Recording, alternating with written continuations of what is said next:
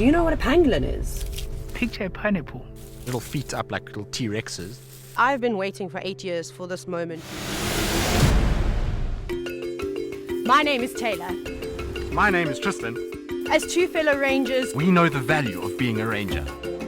Together, Tristan and Tayla are seeking out the world's best rangers, those special people who can help bring us close to our truly wild spaces.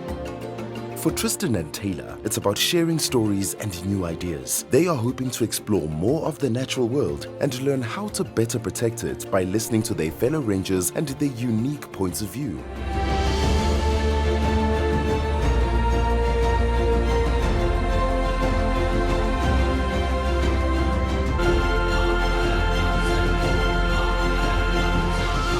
Welcome to Ranger Exchange.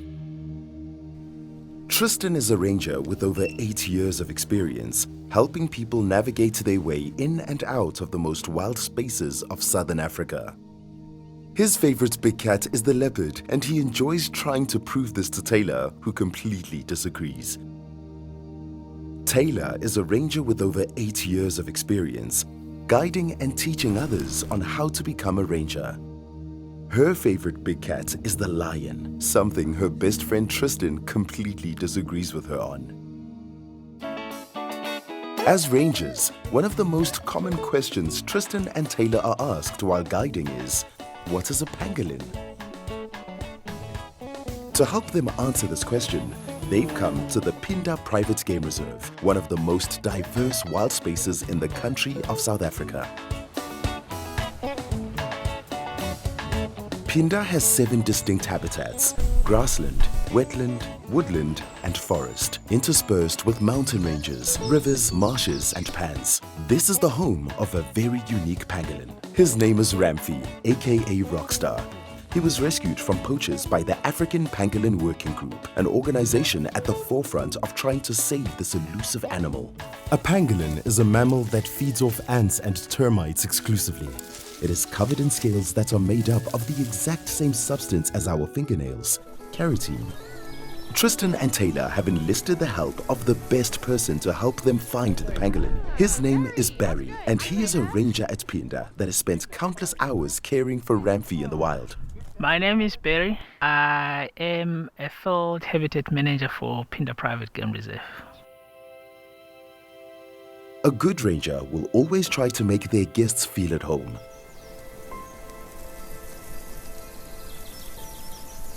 And that's exactly what Barry did for Tristan and Tayla. He took them to an ancient forest called the Sand Forest, where they discussed what it means to be a ranger.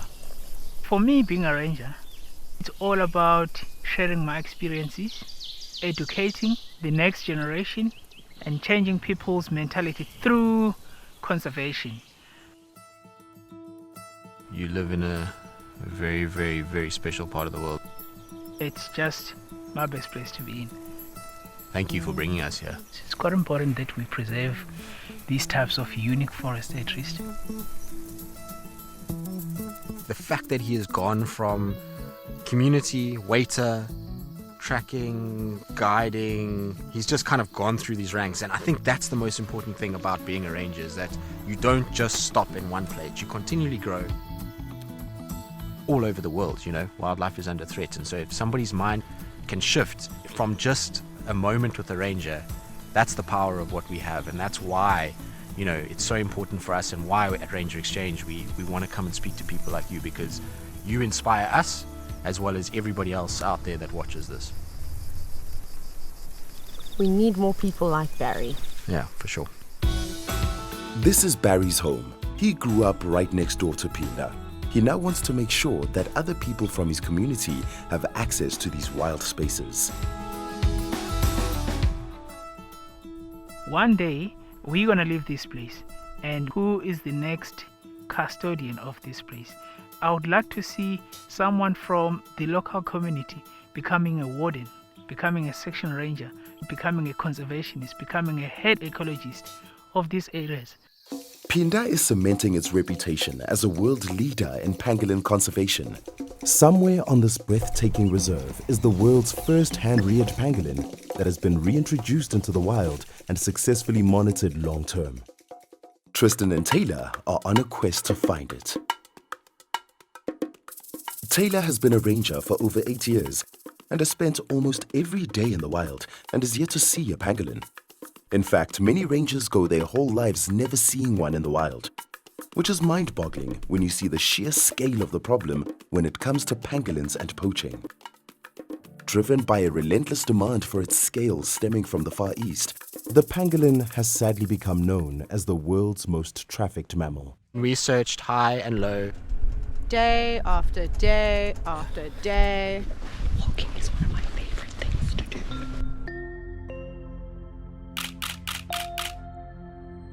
To ensure he finds the pangolin in the limited time that Tristan and Tayla have at Pinda, Barry calls in Charlie, who is conducting research into these creatures we know relatively little about.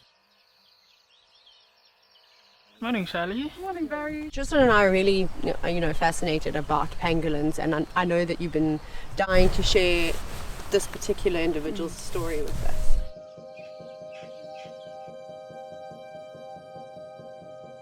He was found on the side of the road and he was completely concussed. He looked like he was thrown off the back of a moving vehicle.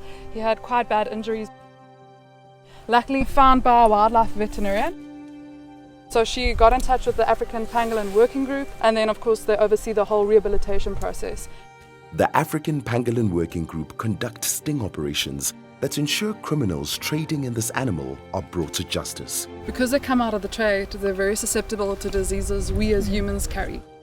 And also the type of conditions that they're kept in. Sometimes it's like drums that local communities will use to brew beer in. And there's still some leftover beer in the bottom. There's no place for the pangolin's urine or feces to go. Sometimes these diseases stay dormant within them for about 6 months even after the release. So that's part of the reason why we monitor them so intensively. While walking, Barry gave Tristan and Tayla some insight into his long history with the pangolin known as Ramfy. He told them that it formed a bond with him over the many nights that he spent with it, as it was acclimatizing to its new environment. So like he'll be walking and stopping and smelling. You may sometimes hear them sniffing like and then every now and then you see a little bit of some diggings here as well, using his sharp claws. Feels like I'm going on my first date. Just be careful of the thorns as well as we're walking closer and closer. This is why these guys can be so hard to find. Look at how dense and thick it is. Tayla, this is the moment. Yeah, I can see where the grass is moving. Wow, literally my heart is sitting in my feet. We're getting closer. There. Oh my gosh. No freaking ways.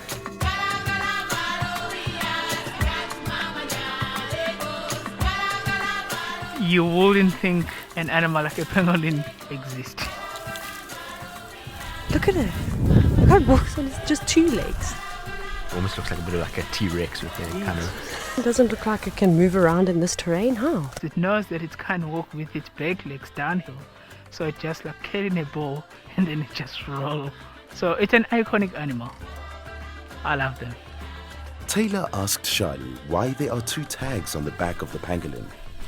The tags have actually come a long way from where we had them originally. When they go into the ball, of course the only thing protruding are the 2 tags, so that tends to be what gets ripped off by predators. The antenna even more so, just gets bitten off, which results in us trying to find them for days. That's why 2 tags work. So the plan going forward, because of the success we've already seen here, is to get another 5 reserves within this area to also do that. Because so little is known about pangolins, Charlie and Barry's work is essential. I've been waiting for 8 years for this moment to hear from a fellow ranger that is studying them, like sort of first-hand information.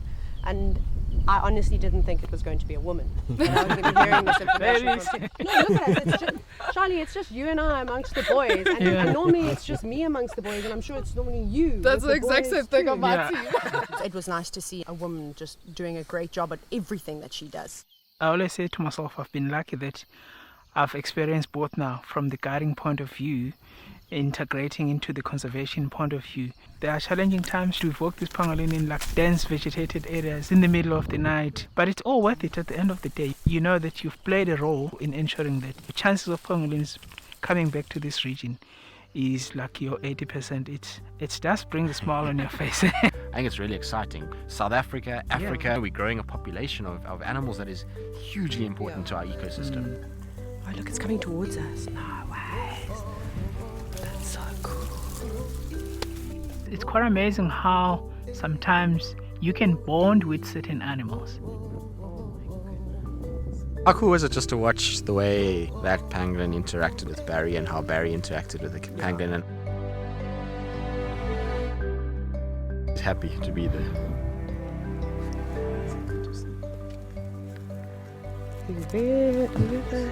The way he kind of just guided it around and it just was sniffing as if to say, Barry, I haven't seen you in a while, where you been? I'm so proud about that pangolin that it was the first hen-raised pangolin that had been released back in the wild, and it's doing fantastic. So I feel proud being involved from the first stage. So I was like, wow, you know, like there are times where you feel tears in your eyes.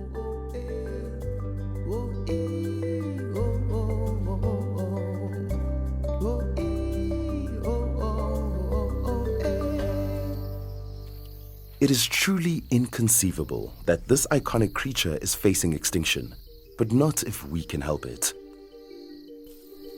Organizations like the African Pangolin Working Group rely on donations from people just like you and I. If we each send them just a little support, it can turn into massive collective action. Simply connect with them on social media and add your voice to the race to save the world's most trafficked mammal. I'm really excited about Barry moving back into the communities because he has got such a way with people and he is going to be the one that rounds up the next generation of rangers. If we can play a role in ensuring that we do educate the youth of nowadays, I think there are opportunities, there are chances that maybe you can twist that mindset and then people can see the value of these reserves. I think you've got there already. Part of what Ranger Exchange is for us is to learn from other rangers and to come up with a way as a community of rangers to make a difference. Thank you for watching this episode of Ranger Exchange here on Brave Wilderness. Don't forget to comment below and share this episode with your friends so that together we can raise awareness and support for the African Pangolin Working Group and the vital work that they do. And remember, be brave, stay wild. We will see you on the next adventure.